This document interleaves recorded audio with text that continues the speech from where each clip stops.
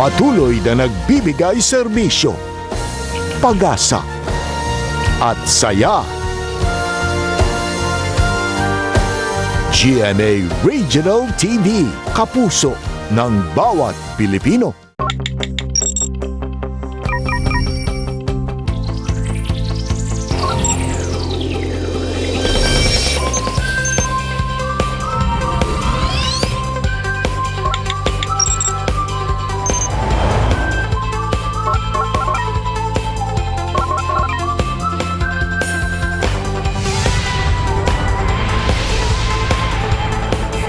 Kini ang GMA Regional TV Live.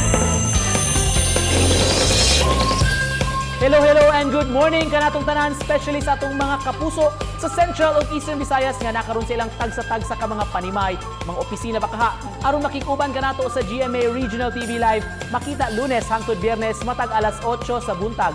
It's a brand new day ug laing episode na usab mga kapuso sa atong tulumanon ning kabuntagon nga maghatag kaninyo og kasadya, kamaya og kadasig sa iyong adlaw. Good morning, sis. Good morning, Nix. And maayo gayo lang ato ang kabuntagon karong adlaw gumikan sa ato ang mga bisita nga mohatag og kasayuran og inspirasyon, di ba, Nix?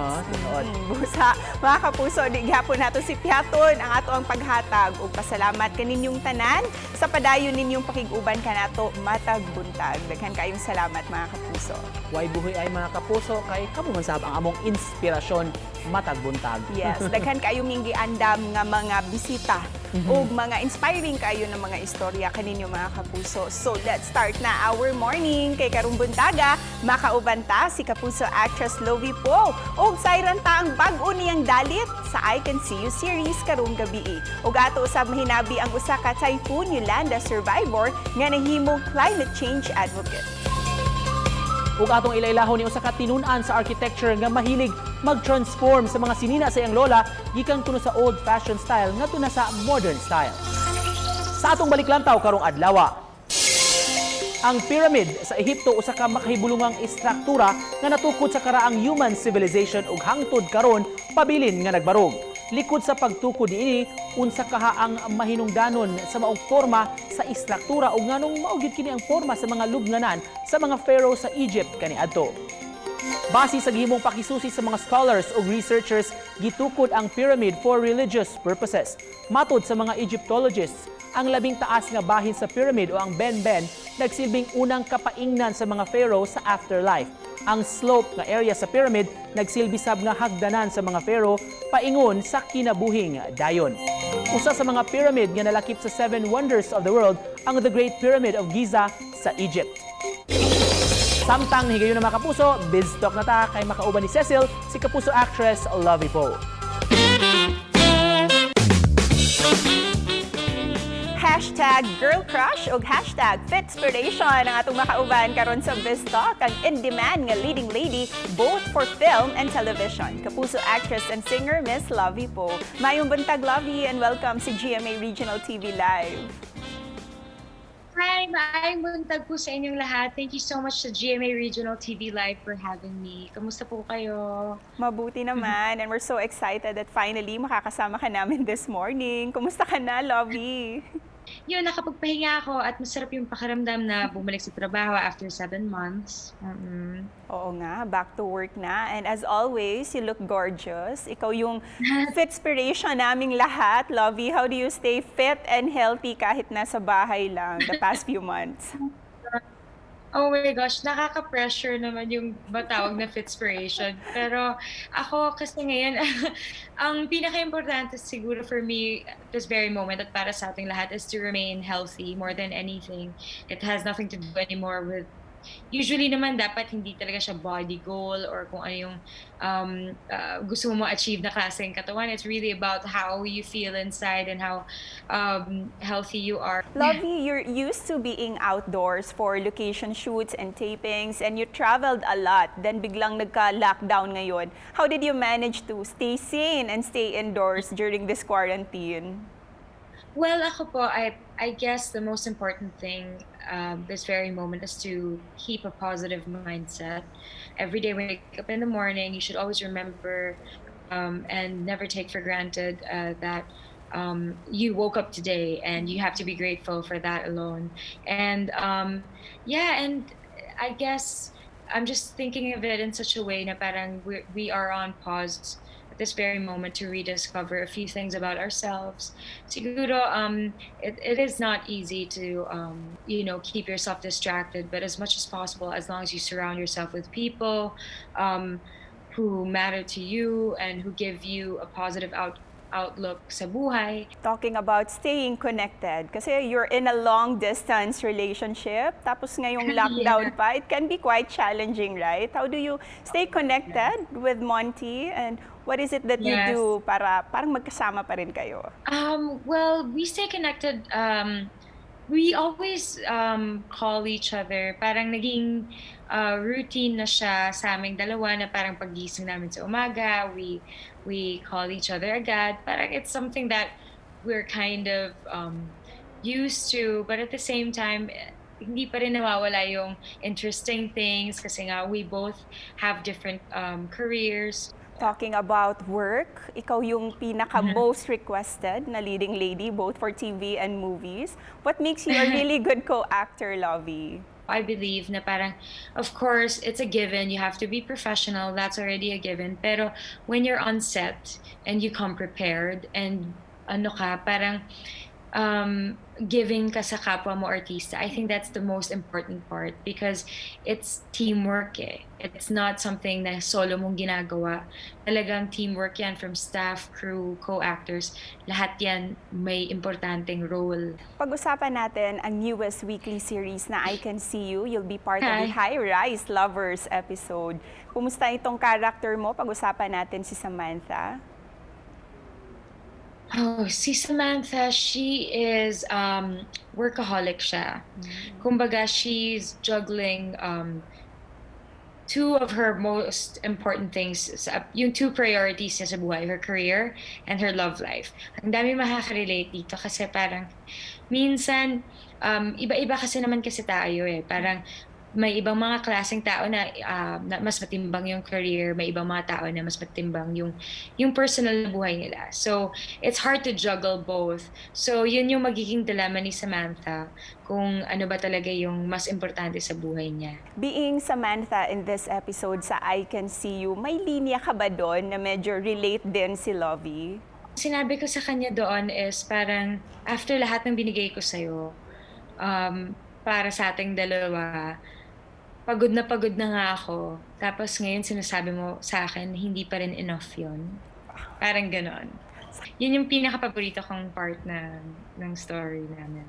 Wow. Ngayon pa lang, parang naiintriga na ako. I wanna watch this episode of yours. So please thank and invite everyone to watch I Can See You. Yes, unang-una sa lahat, gusto ko pong pasalamatan ng GMA Regional TV Live for having me. Hello sa mga taga Cebu. Maraming salamat po. At sana abangan ninyo ang I Can See You High Rise Lovers sa GMA Network. Before we end the interview, ano yung mensahe mo para sa lahat ng mga kapuso natin? Sa mga kapuso natin, kapit lang kayo dyan. I'm sure there will be better days. And yes, always stay safe and magdasal po tayo and always keep the faith. Maraming salamat po. Yes, to better days ahead. Daghang salamat din, Lovey. Thank you. Mga kapuso, angay lang nga at nga ninyo ang High Rise Lovers episode sa I Can See You series. Kauban si Lovey po and Tom Rodriguez. Ug more to come pa, so tutok lang din sa GMA Regional TV Live. Kini ang GMA Regional TV Live.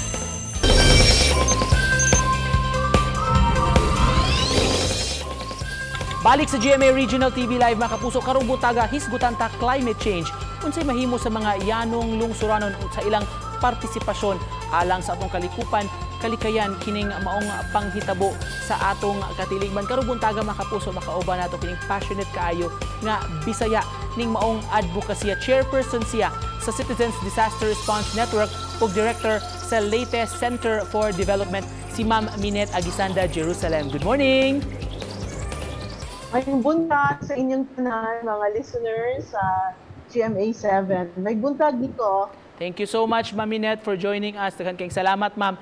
Ma'am, gusto mi mahibaw ini imong kausa, Ma'am, before ka nahimong advocate sa climate change. Unsa may imong gikabisihan kaniadto ug unsa imong gipungbuhat kaniadto, ma'am?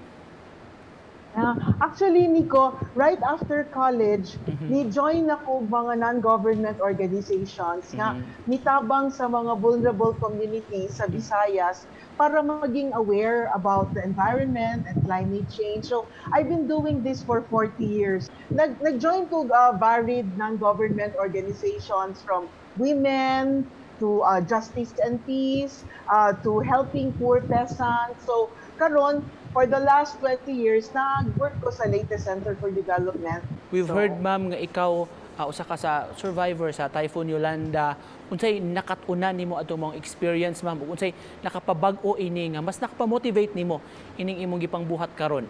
During that time, it was so easy to pack our bags and leave, no? Pero we decided to stay on here in Palo under plastic sheets kay bisag daghan kag kwarta wa kay mapalit nga mga gamit. Everything was closed from 500 kilometers radius of the damage of Yolanda. Pero we decide to stay on when the other NGOs chose to leave. Kay lisod kaayo, daghang patay, way doktor, closed ang hospitals. We decided to stay kay kahibaw mi na naapay mas daghang communities, mga pobre nga communities nga mas nanginahanglan compared sa amo. So, kung nilakaw mi, ang among foreign partners, wa na'y contact sa Eastern Visayas. We rose up from the storm and we were able to serve 23,000 families in just 4 months after Typhoon Yolanda. It was the largest ever number of families we were able to serve in that short time frame. How will we make people understand, ma'am, kay siguro ang uban dili kaayo interesado gyud ani mga topic, wala kayo interest gyud ani nga mangunay. So how do we make people understand more aning konsepto para sila sa mismo, ma'am, mo join aning advocacy against climate change? Kami sa among NGO, among national network, ang Citizens Disaster Response Network, aduna mi pamaagi, like we have education materials na ihatag sa mga communities. We go to the media also here in Leyte, radio and TV sometimes. And then naapod ni mga ladderized trainings in our project areas in the communities we work with para ma-instill ang awareness and preparedness among these communities. After Yolanda, specifically sa amo dinhi ko, sa Leyte and Samar, mas mo cooperate, we notice, mas mo cooperate na ang mga tao. Murag na leksyon na sila when we tell them that this is the impact of our environment nga naguba na, mas mo cooperate sila. We planted more than 300 hectares in southern Leyte of upland trees, and we planted 7 hectares of mangroves 3 years ago. The people were so cooperative, from youth to senior citizens. Ma'am, you said mo nga almost 40 years na ka, ma'am, ini mo mga advocacies, mga campaign, ma'am. Unsay nakapaaghat nimo ng hingusog gyud ini, ma'am, ug unsa may matawag nato nga fulfillment nga nakuha sab nimo ini, ma'am? I saw the gap. I saw that there was a huge gap between those who have and those who have not. No? So, very simple lang. I was still third year college. I said, nanong, ako gani nga di man ko dato, daghan kong sapatos, di lang napulo ka pair. Unya, ang sugar worker, bisag usa nga chinilas, lisod kaayo. So, that started my mind. Something changed in me a few years ago, na even before Yolanda. You know, we were in a very poor area in Samar. It was hunger season. Wagi pagkaon. Kuan lang, kamote lang o asin. And you know, the poor family, they cooked the last gantang of rice for us. So I told my friends, even those who have kanang naay kaya abroad, who among our friends would cook the last gantang of rice for the family, for you? So I was so moved. And I said, my God, the people really appreciate what we're doing, the programs on livelihood and disaster preparedness that we're doing, that they cook the last food for us. Pero kumusta man, ma'am, ang response pod sa mga community sa inyong pag-execute sa campaign? Receptive ra ba pod sila? Receptive po daayo sila, kay exposed sila sa effects sa climate change. Like now, eh, affected kayo sila sa mga bagyo, kay nawa na ang mga lubi, like, which is their main source of income. Like in Yolanda, Leyte was the second largest coconut producing province in the Philippines, and 90% of the coconuts were destroyed during Yolanda. So you can imagine the impact on poor communities depending on coconut. So ang campaigns namo karon is helping the communities go back to food production. Rice, corn, bananas, no? Secondary na lang ang cash crop like coconuts and abaca. So wide array kaayo ang mga distribution namo sa vegetable seeds. Maminet, anita kaning baguhay lang nahingan ka sa usa sa mga climate heroine alongside other mga empowered individuals sa uban nga mga nasod, ma'am. So reaction nimo ini, ma'am? Yes, of course. Nico, thank you very much. Very thankful ako sa CARE Germany, which was the host of the International Climate Heroine Awards. Actually, 12 mi nga babayi that they chose all over the world. Duha lang mi sa Asia, ako sa Philippines, and one other woman sa Vietnam. Pero ako ray gi-invite sa Germany para speak in behalf of the 11 other women leaders. So it was an honor for me not because nga makaadto ta Europe, pero it was a chance to tell the world about the situation of our kababayans, especially after Typhoon Yolanda. To cap this off, unsay mensahe nimo sa mga nagtan-aw nato karon, labi na nimo advokasya, unsay gusto gid nimong ipaambit sa atong mga kapuso karon buntaga? Ulihok ta, mag-organisa ta, mag-aram ta, mag-educate nato atong kaugalingon. So, daghang salamat for this chance, and I hope GMA 7 could come and visit our area. We will be so happy to host you, to see our projects and what they're doing for poor and vulnerable communities. Welcome gid kaayo mo dinhi sa Samar ug Leyte, GMA 7. Thank you so much, Ma'am Minette. We look forward to visiting you sa Puhon. Thank you so much atong climate heroine, mga kapuso. Gikan sa Palo, Leyte, si Ma'am Minette Agisanda, Jerusalem. Thank you, ma'am. Salamat sa tanan. Bye. Balik pa mi mga kapuso, tutok lang. Kini ang GMA Regional TV Live.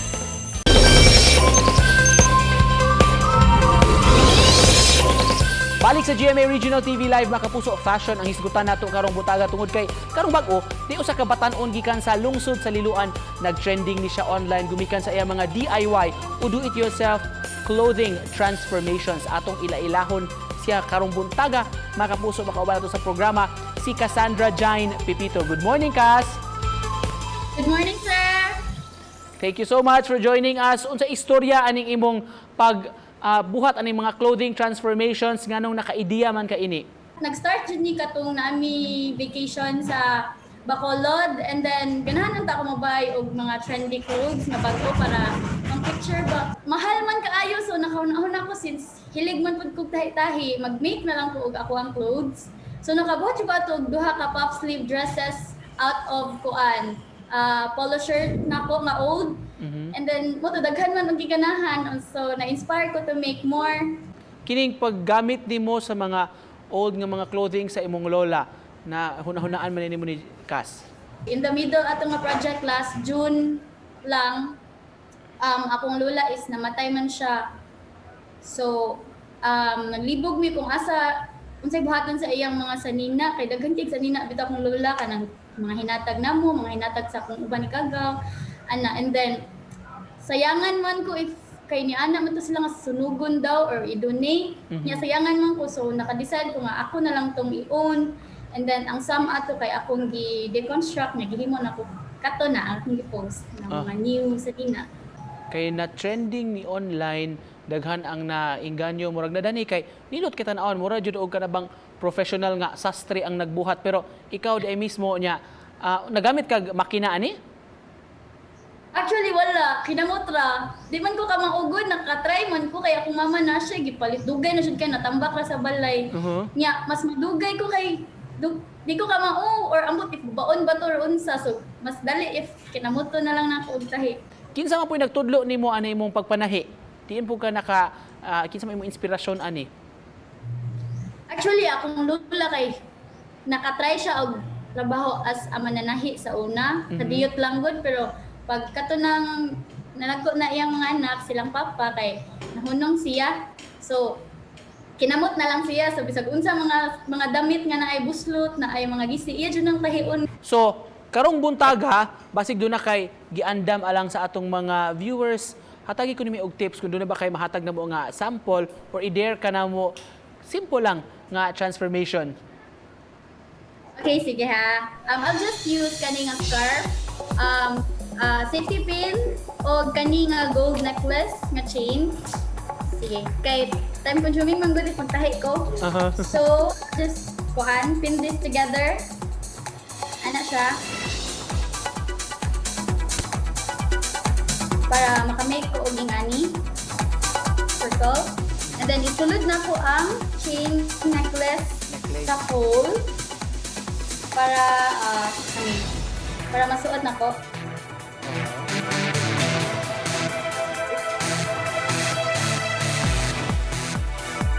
Ana? Wala ba? So, ang last step is, pag nakapaman na tagingani, ang last step is ihigot na siya sa likod. Ana?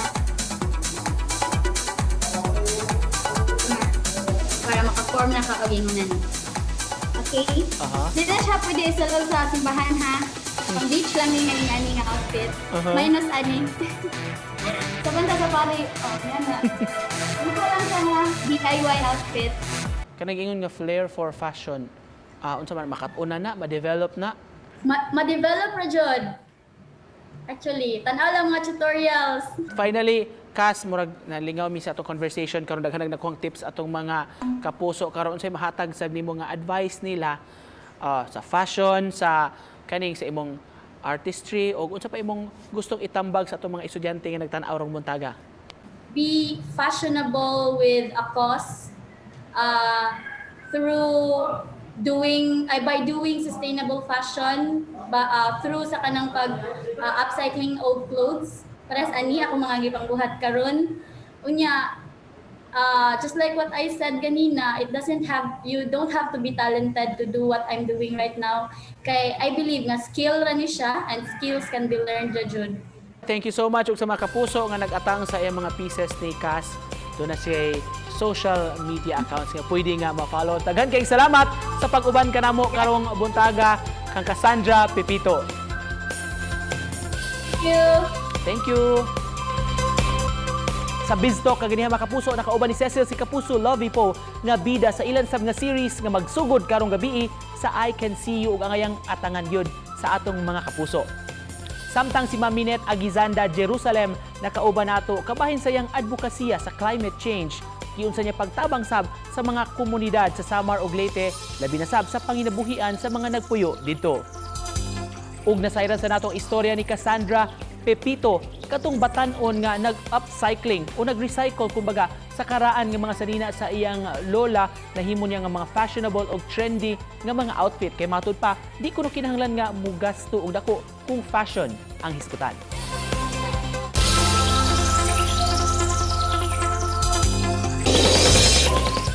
Makapa-inspire ang istorya itong mga empowered women na to. Yes. Sila mga advokasya. No? O ilan yung gipakita next na in our own little way, dako na tagmatabang sa kinaiyahan, pinaagi pa lang sa pag-upcycle sa mga sinina. Kana pa lang, guilty na ko ana, busa, mag-upcycle na po ko. Ug ang passion ni Maminet nga 40 years na siya, mauro gid ang gibuhat tungod kay happy siya sa pagtabang sa komunidad.